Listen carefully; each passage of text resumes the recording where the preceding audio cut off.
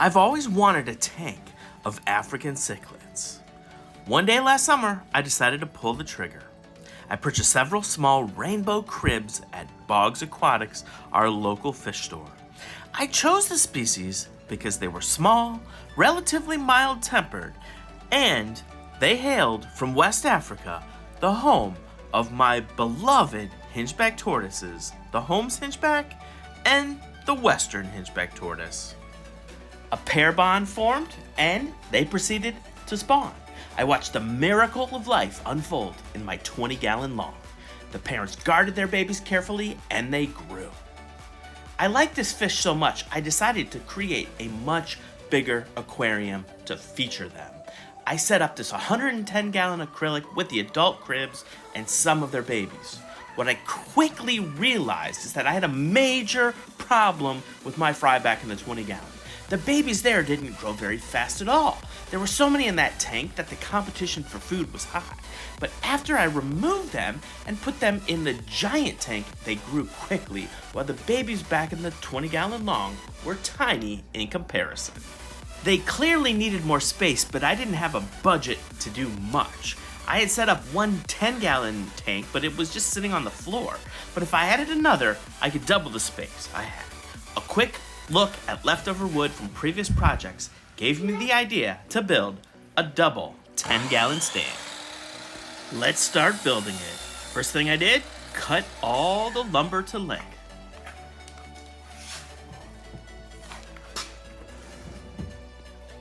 The 2x12, that's the bottom shelf and the top shelf, and then 2x4s, 2 on each side, will support the weight of the 2 tanks.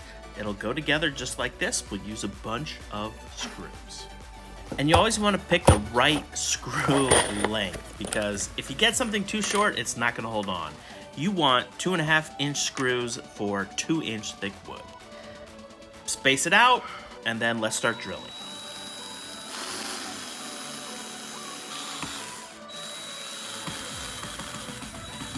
Last 2 screws. Pro tip, have a great drill or impact driver, and you know what?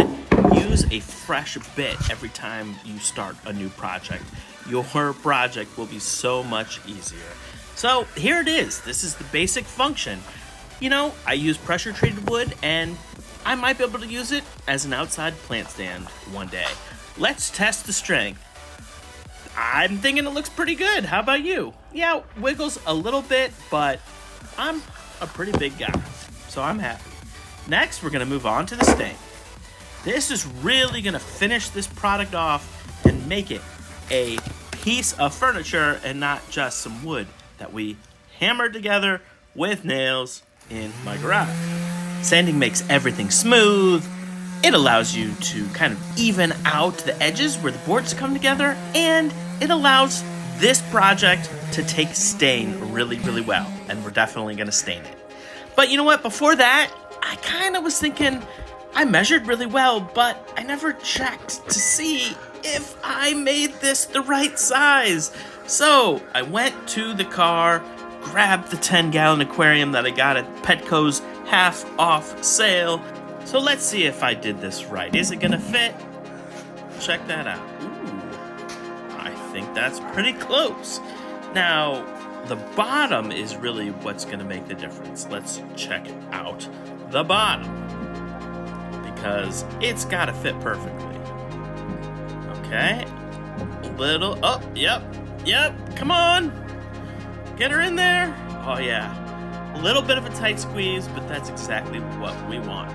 I can move forward, don't have to do any more work. It's all sanded. Now it's time to stain. I'm gonna use this nice dark brown color.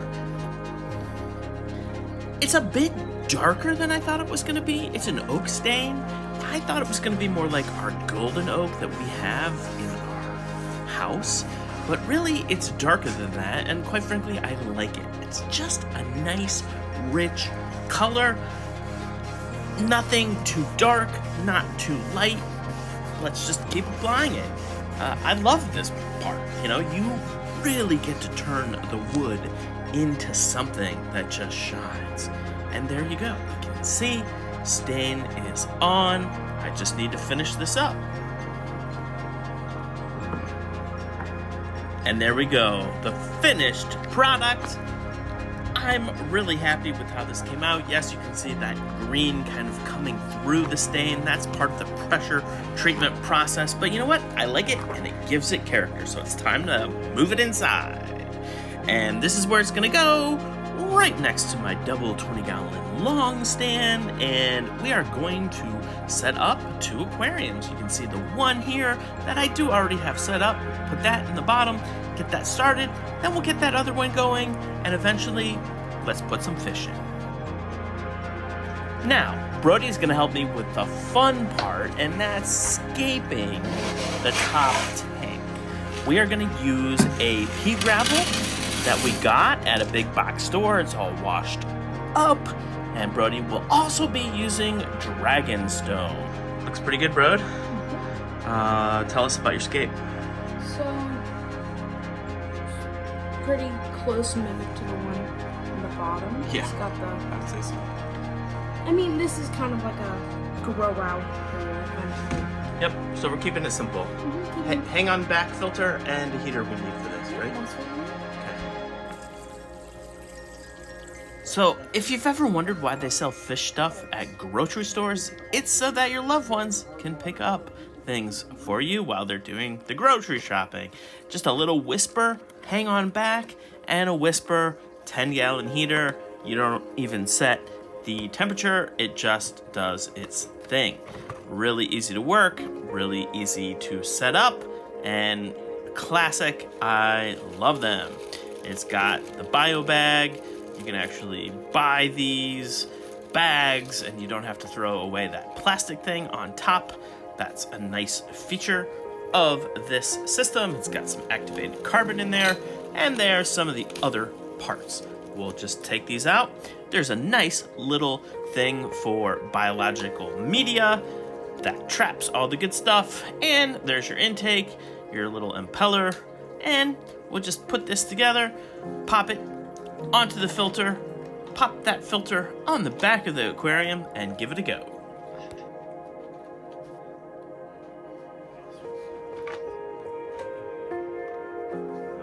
And here's a little heater. What is so great about these, they are literally plug and play. You just put it in your tank and it automatically heats the water to about 78 degrees.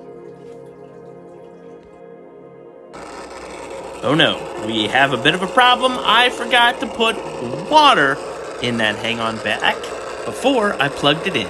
And so you just have to make sure you've got water in that reservoir, or you will get this horrible, horrible sound.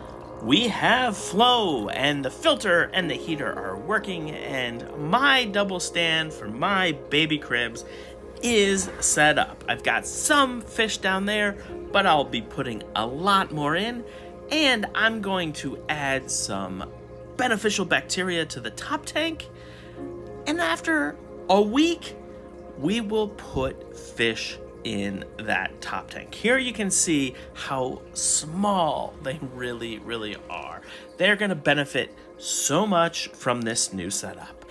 So it's been a week, everything is working just how I imagined. The stand is holding up, there's no issues there. I think it is plenty strong. And now it is time to put fish in that top tank. And there they are.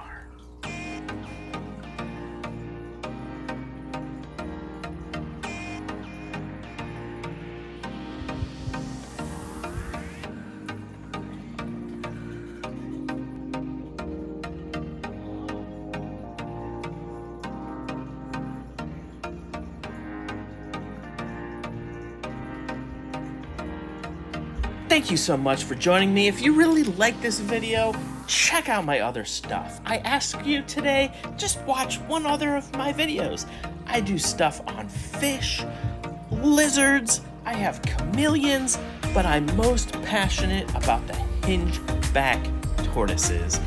Thank you so much for joining me. I will see you next time.